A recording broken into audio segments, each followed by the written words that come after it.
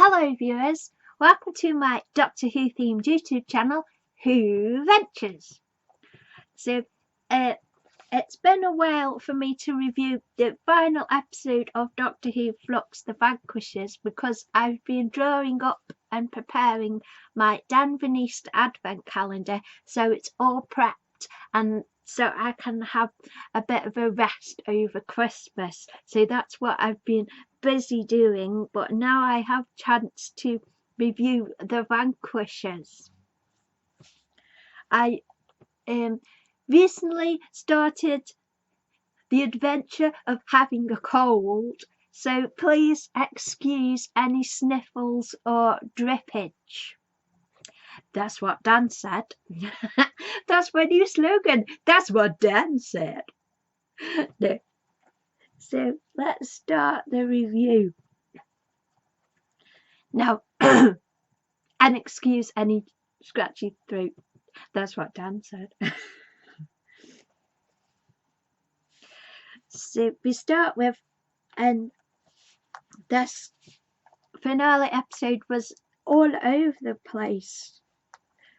There was just so much happening, and I have quite a few bits that I really want to retcon and say we can totally change those because I didn't like those.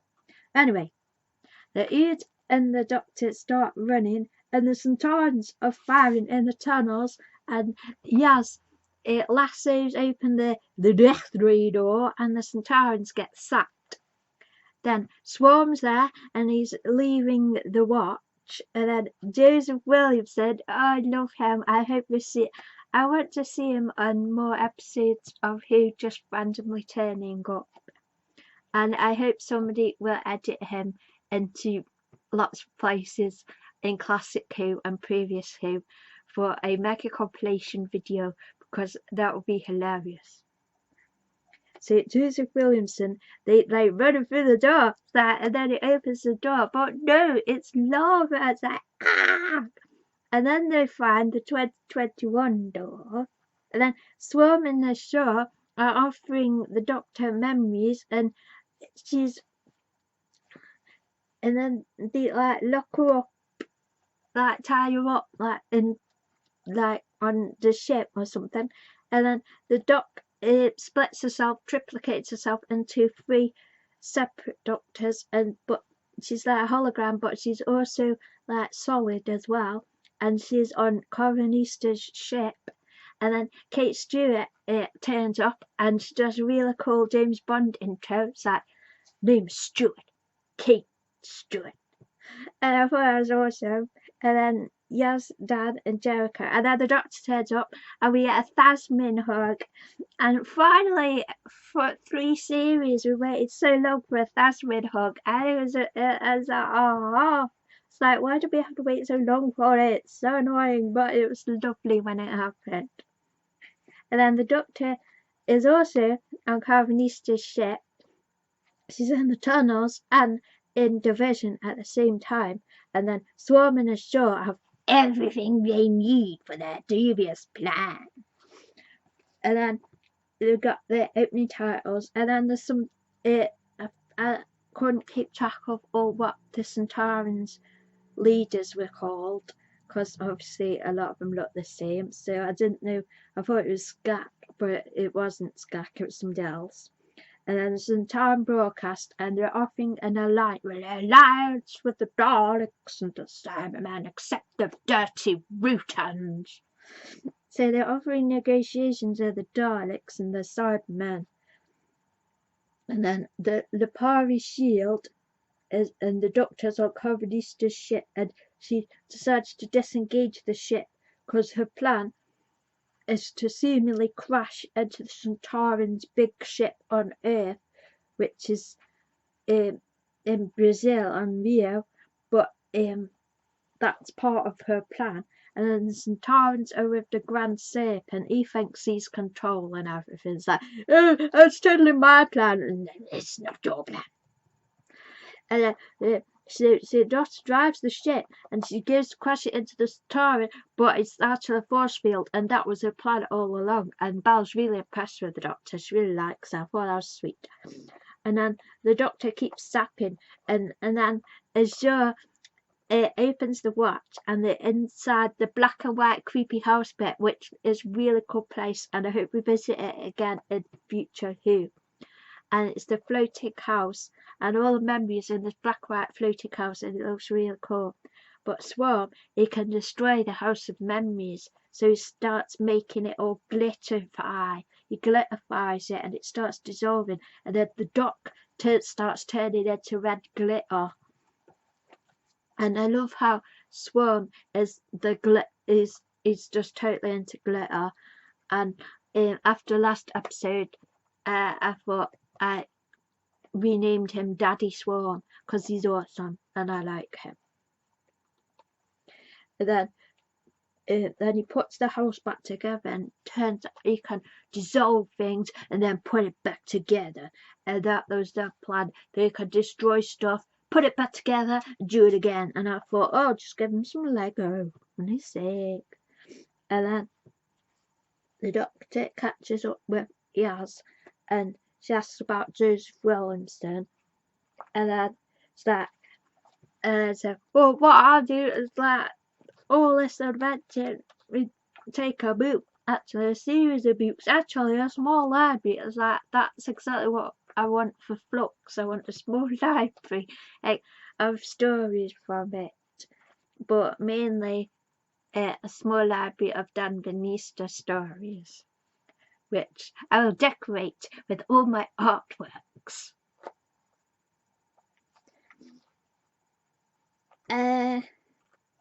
That Joseph Williamson, he carves down and he actually explains his tunnels and to build a city under the earth. And then, oh, it's really cringe. It's like, oh, Paul Oliver's handshake. Oh, no, that was cringe. That, ugh. And then Kate Stewart explains about Centaurians, and then we find out they're reading corner shops. And the Doctor is split across 3 realities, and she explains that to the gang and says she's scared. And then they're in Liverpool at the museum, and then the Centaurians see Centaurians taking over everything. And then the Centaurians in the corner shop, and there's a notice for Dogs Trust and missing dogs and charity for doggos, and was good. And then the Centaurian, one of the Centaurians stays behind, and he's like eating all the chocolate, and he's like, chocolate, and it's amazing.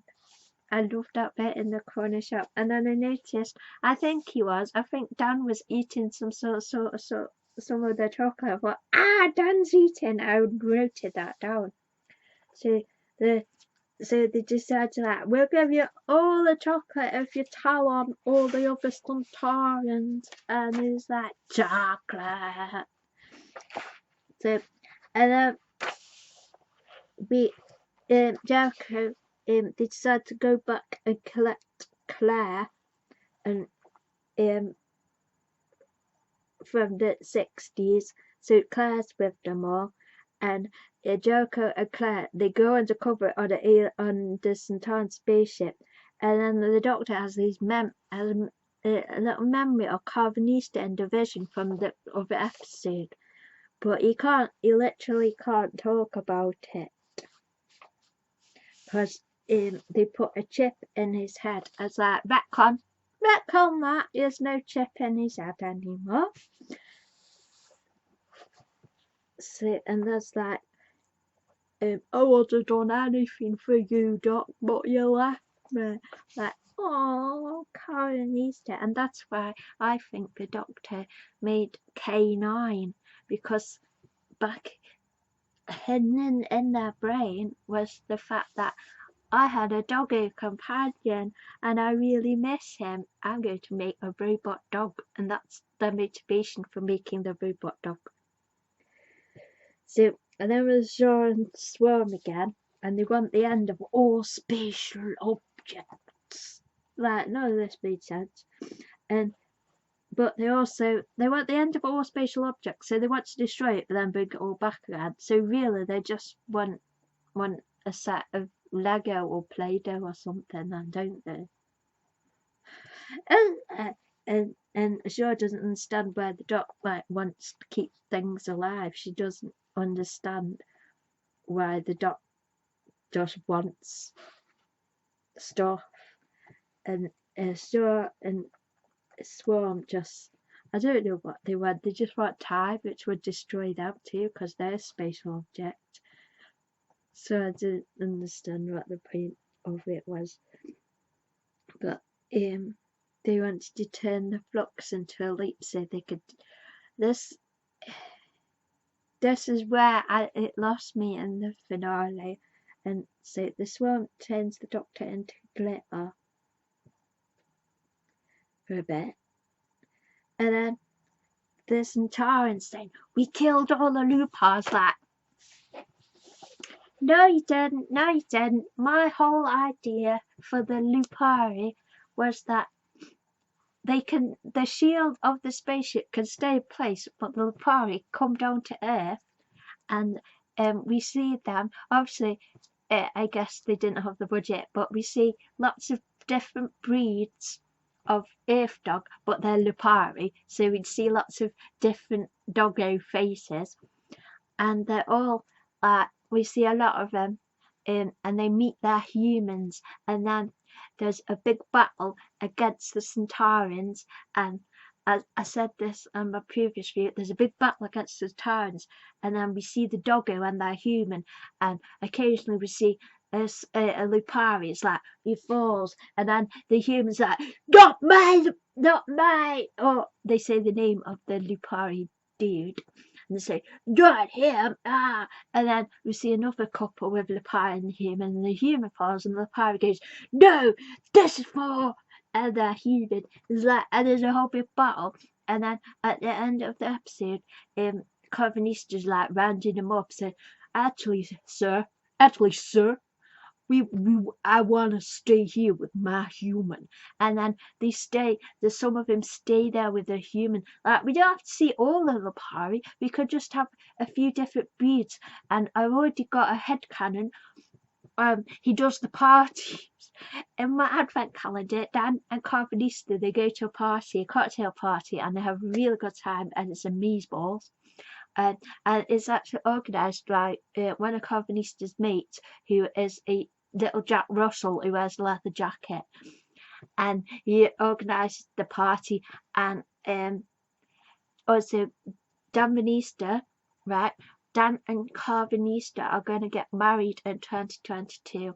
They're actually going to propose on Valentine's Day. If you want to, on Twitter, I'm Curiosity Rocks. This is my YouTube channel called Who Ventures, but on Twitter, and when the majority of my comments on YouTube are from my Curiosity Rocks account, because it's easier than just switching accounts. So what I want is, if you have any ideas for like what they would wear at their wedding, and what their engagement rings would look like, it'd be really fun if I could, like, my Danvanista pals, not that there's many of us, but if you want to input, and that'd be fun to plan the wedding together in 2022, because I was thinking they get engaged in February, Valentine's Day, and then we plan the wedding, and then in the summer they have the wedding. And I thought, you give me some ideas. Obviously, it's all going to be my artwork, and so I'm excited for that. We're also excited for Dan on a pirate ship. Now, I have seen a kind of fuzzy picture on Twitter, but I still haven't located its source yet. But it looks like Dan's wearing a fluffy shirt, and I literally started crying when I saw this picture, because it was like Dan in a fluffy shirt, and that's like my dream come true, because like John Bishop in Pirate Floof, and it was actual Floof, and then I started crying, and I was like, I'm so happy. It's Floof. Oh. So I haven't found the source for the picture yet though, but I've seen some of the preview pictures for the New Year's for either the Daleks, and Dan's holding a can of food. So oh my gosh! And then two of the Daleks are holding claws. I've got a suspicion that at some point that's either going to be Yaz and the Doctor holding claws, or the two other guest characters, and they get turned into Daleks and they're holding claws. But actually, I hope it's just two gay Daleks, because I totally shit that, and that would be the cutest thing ever. Anyway, back to the actual story. So, Centauran does this big bulking lie, says he killed the Leaper, but he didn't really. The Leaper actually escaped. And then Carvanista does a howl, and I howled along with. The trailer came on a couple of days before the episode, and he was howling, and Mum and Dad were watching the trailer, and I walked in howling for him. I was like, ow! Like, yeah, I howl too.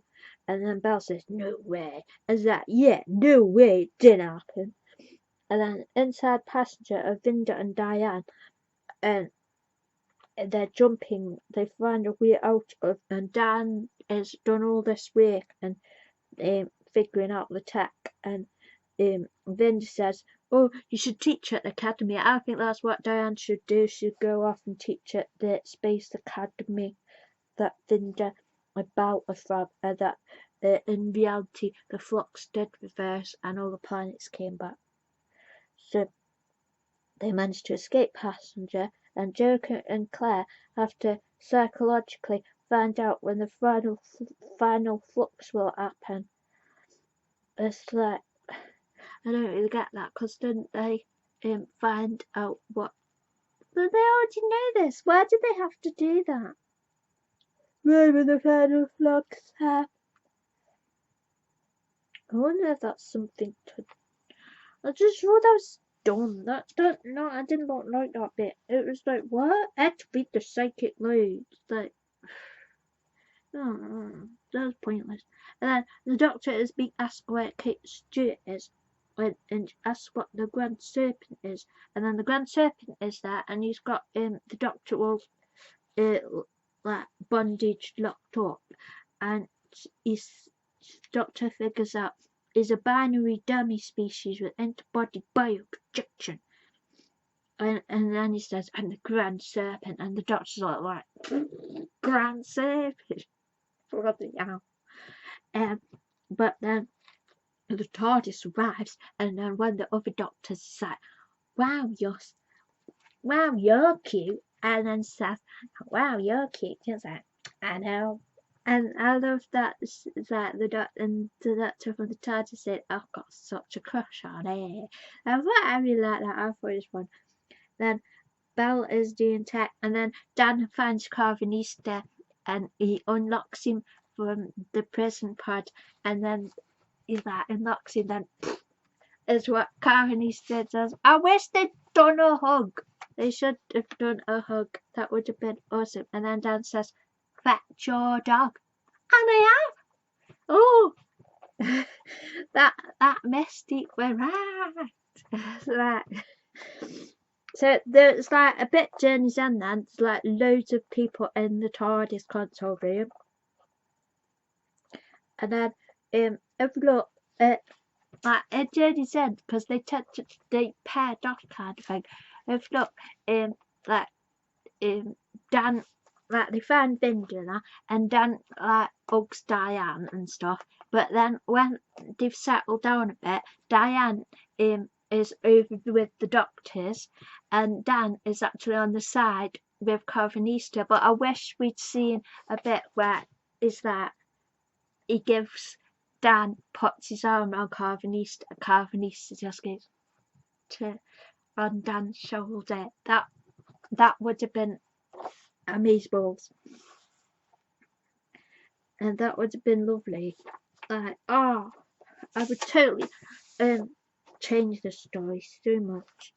And then the two Doctors, they find the third duck, and they have to find out things on Flux, and there's all this stuff about, oh, it's antimatter and matter versus antimatter, and then they're increasing the psychic load on Claire, and then all Centaurans are abandoning Earth, and Vinder talks to the Doctor, then Kate rages in, and Bella's all like, Vinder, yay! And then yes, with the Doctor and Kate in the tunnels,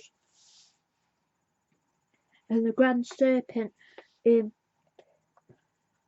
threatens them, and then but they kick the Grand Serpent through a door, and he's stuck on a rock. And but the Doctor says Joseph Williamson has to go back to the 19th century and says, sorry mate, you've got to go back, you've got to outbuild these tunnels. And he says farewell, and I hope we see him again because it's cool. And the Doctor's with you, the Doc gets to pass to Taj, picks up Diane Vinder, that's when the hug is, blah, blah, blah. Belle tells Vinder they're having a baby, that was cute. Matter slows antimatter down, that little bit. And the time vortex, which looked cool, and then Swarm goes with the Doctor to Atropos, so they go to Atropos with the Doctor, and then Jericho and Claire are doing stuff, and then Centauran stuff, and then the pirate shield in place, Baldock and Carvanista invade something, the Daleks and Cybermen accept a truce, Carvanista controls the fleet with Bell and Vinder. I thought that was happening, but I don't know what was happening. So, but then Jericho, there's all Jericho. Well, it looks like Jericho, sort of, but he doesn't really, because he actually magically escapes that, and so Jericho's actually fine. He's all fine, and he's all right. He's just like he's escaped it, so that's fine. So Blue Party are all fine, and Jericho's fine. So there's Atropos bit, the swarming ashore on Atropos, and there's like, look, time, and this the embodiment of time, and it's like swarm, and it's like, look, we've brought you the timeless child, we've brought you the Doctor, but time is like pissed off at him and decides to punish him, and apparently it's a punishment. It's like, do you know your punishment? And Swarm's like, no, but Assure's like, yay, ascension, and it's like she seems to be really happy about it. So I'm confused what was going on there. So and then the watch falls to the floor, and the Doctor picks it up. Then the time takes the form of the Doctor, but it's like the reverse Doctor with the blue coat on. And then she says, oh, things, and his master is coming. And then the other Doctor's like, yeah, but I don't understand. The master. Yeah, but I don't understand. It's like and then Vinder goes to, this is when they put the Grand Serpent through the door. It says he just wants to shoot him, and Kate tells him to just open door 7, and then he's just left on a rock in the middle of space. And then there's like, so this other daft bit where Carvanista goes to be with Bal and Vinder and their baby. And it's like, no, actually Carvanista gets a really good hug with Dan first, and then he goes off with Bell and Vinder, but it turns out that Carvanista and Dan have lots of dates, and the Doctor drops the Doctor brings Dan, and Vinder brings Carvanista, and they go off on a date together and say, don't do something we wouldn't do, and then they go off and have a date. So that's what happens after this other bit where Dan's a tour guide again. Well, a tour guide pretending. It's like, go see the Williamson tunnels, it's brilliant. And then it's like, oh, I booked us some, I haven't got no money still, but I booked us some food at restaurant. And it's like, yeah, maybe not. So Dad turns him down and he's like, I should have let Carvinist stay on Earth and be my boyfriend. Oh, maybe oh, I'm going to see him now. And then that turns up the TARDIS, and in Dan's brain, he's like, oh yeah, I can go on dates with Carvinista now, and it's really cool. And then she offers him his bedroom where there's going to be like loads of rude pictures of Carvinista on the wall. I actually drew that. I'd put it on Twitter, but nobody was amused. But I thought it was funny.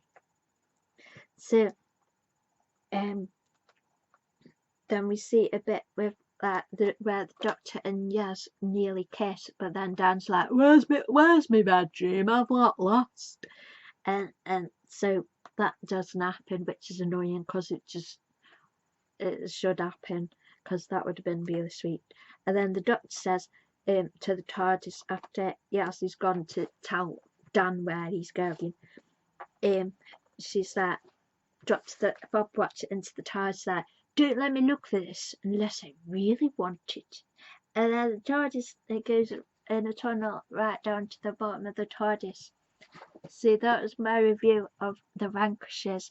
I don't think Chibnall stuck the landing, and there was just lots I would have changed. Mainly, the main thing I would have changed was the Lipari. Now, I was sleeping a bit the other day, and I woke up with all the things of what I would have changed about the episode, and I made some notes about what I would have done. So these are the notes I made and tweeted. So, Doctor Who Flux ideas. The Doctor and Ood should have reverse engineered the Flux. Species recall cancelled, but some of the Lipari decide to stay on Earth with their human. Carvinista gets his chip removed and travels with Dan. Diane goes with Vinda and Bal back to their restored home and teaches at the academy. Swarm and Azure are trapped as kids, but with lots of Lego to play with. Jericho lives and gets a vortex manipulator to study psychics through history. Claire develops a relationship with Kate Stewart, and we see 2 rainbow-covered Osgoods at unit. The Grand Serpent stays on the rock. Joseph Williamson still turns up at doors throughout history, prompting a huge conspiracy theory. The Doctor and Yaz kiss and hug, and then the camera backs away as they start to talk properly. So that's how I would have had it. And then Dan could still visit with Carvinista for the subsequent adventures, and then we could see Carvinista as a pirate himself, because he would have his chip removed, and he still wouldn't necessarily share memories with the Doctor, but he would have had his chip removed so they can have safe adventures together. So that is what I would have done to conclude Flux. So Flux overall, my favourite episode was the Halloween Apocalypse because of the boop. Because that's when it all started, because of the boop, because he booped him. And then Carvinista got like butterflies in his tummy when Dan booped him. It's like, oh my gosh, I'm in love. Like, that's when the romance started. Like my badges, I had to get the very first official merch of Dan and Carvinista. It's a set of pin badges from Eagle Moss Hero Collector. I hope there is a lot more merch, and I'm pointing the right way for once. And I swapped up my Jodie post-it for Carving Easter, and I actually put a picture of Dan. There's a picture of Dan next to him, the art card of Dan. I've stuck next to Carving Easter, and I put Jodie on the other side of the wall, because the way my bedroom is, there's some it's kind of difficult to position posters properly, which is why I like A4 prints. You know, the glossy A4 prints. I used to collect loads of them, but I find them a lot easier to work with because my walls are all funny angles. So if we could get like smaller A4 prints in future from Doctor Who magazine, that would be awesome. So whenever there's official Carving Easter merch, I'm definitely getting it. And Dan merch, I would really like to request that we get articulated dolls and full-size articulated dolls, like the Ken dolls from the BMR Barbie range. They're awesome. And there's the Barbie Lux range. I've yet to investigate that articulation, but full articulated dolls at a reasonable price, like they did with 11 when they did the, because they have Beardy 11. So full articulated dolls, please, like these. Although this could do with, this hasn't got really much chest articulation, but I need full articulated dolls of Carving Easter and Dan, please, for reasons.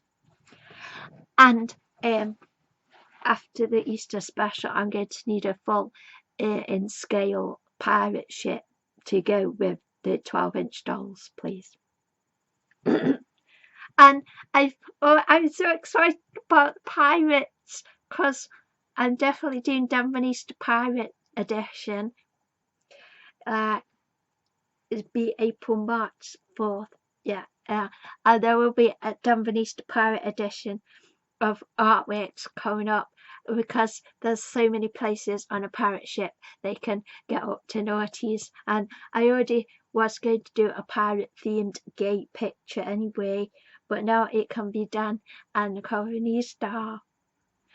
And so I might go, because like with my other Dan Easter full artworks, I sort of look at the romantics and the romanticism era of painting for those, but I might study some Turner and do a sort of swooshy Turnery idea.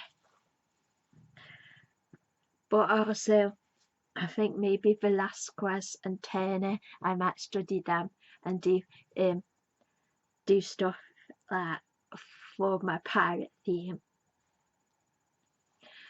So so there's gonna be so much Dan Easter. I'm gonna wait. I've already got a new source, a new reference picture today that's given me another idea. So there's gonna be lots of Dan Easter. I love drawing John Bishop, and especially his nipples. But I love drawing him, and I'm still learning, getting to grips with drawing Carving Easter's fair. But it's so much fun, and I love them so much, and I would really love a spin-off. And I was also thinking of another video I could do about what kind of things I want to see in Russell T Davies too, because I really like stories that are like quantum physics. Like Rick and Morty I love Rick and Morty because it explores so many concepts in time travel and quantum physics. Something that's more like a slightly slowed down Rick and Morty, so they can go through the physics of stuff. Especially the split experiment. I would like that on Doctor Who. I mean, I like that total concept on Doctor Who, and I've forgotten who wrote it, but the book Flatland. Oh, I'd love, and I should get that and actually read it. But Flatland is a famous sci-fi concept novel, and it's about a world that is 2D and and explores the world of 2D and how it relates to 3D world and dimensions, the spatial dimensions of stuff. So I'd love that, and also I'd love H.G. Wells. If we're going back to a famous author, sort of a famous author historical, H.G. Wells would be awesome, but not obviously like the Time Machine or Jules Verne. H.G. Wells and Jules Verne, they would be awesome. Because I've already got that 20,000 Leagues Under the Sea toy, and I love it so much. Oh, that would be awesome, H.G. Wells and Jules Verne. And then, so I have lots of ideas and lots of arty ideas. So a huge Merry Christmas to all the cast and crew on Doctor Who. I hope you have a lovely time at Christmas. And I hope all the Doctor Who fandom has a great Christmas too. So those are my thoughts on Flux and the Vanquishers. Oh yeah, I was saying what my favourite episodes were: the Halloween Apocalypse because of the boot, and Worths and Tarrans because there's more bonding with Coven Easter, and Survivors of the Flux for the Edwardian clothing and seeing Dan in that undershirt. That was beautiful. And also I wish they'd done more with the puzzles and the iconography in the big space, like where they find the pots, because there's clearly the art department clearly drew iconography and well, when they're on natural formations are called geographs, but I think they're more like pictographs when it's on a specific wall. It's it would have been nice to see where those came from. Was it Dan coming back to plaster the walls? So because they did a pictograph of the TARDIS vortex, and they did a pictograph, and it was a clever one, because if you look at it one way, it's like a Time Lord, but if you look at it another way, it's a Dalek. So I thought they did a really good job, the art department did, and then we didn't find out about what any of it meant. So I thought that was a bit of missed opportunity. So if we could have a big puzzle book, adult puzzle book, an actual difficult one, full of and it explains all the pictographs. So I wonder if they're going to actually mention that again, because that was really interesting. I found that really interesting. And let's talk dance. Oh, I'm so excited for pirates and doing Dalvanista stuff. So if you want to join the Dalvanista fandom, I'm captain of the ship. Plenty of room on board. There will be I'd make lots of Dalvanista art. And hello to the person on Twitter who is also a Dalvanista fan and is writing stuff. I do all the I really enjoy doing the pictures, and I love reading over fanfic and stuff. Although I was thinking, having a small thought that maybe I could attempt a fanfic, but I don't really like writing. I prefer making pictures because I feel that I just like making the emotions in a picture and over writing, but I'm thinking maybe I could try out a little bit of writing. I don't know yet. But yeah, I have a lot of Danvanista artwork plans. So yay! So much fun, so much fun. So I hope you have enjoyed this review video, and thank you for watching. Yay!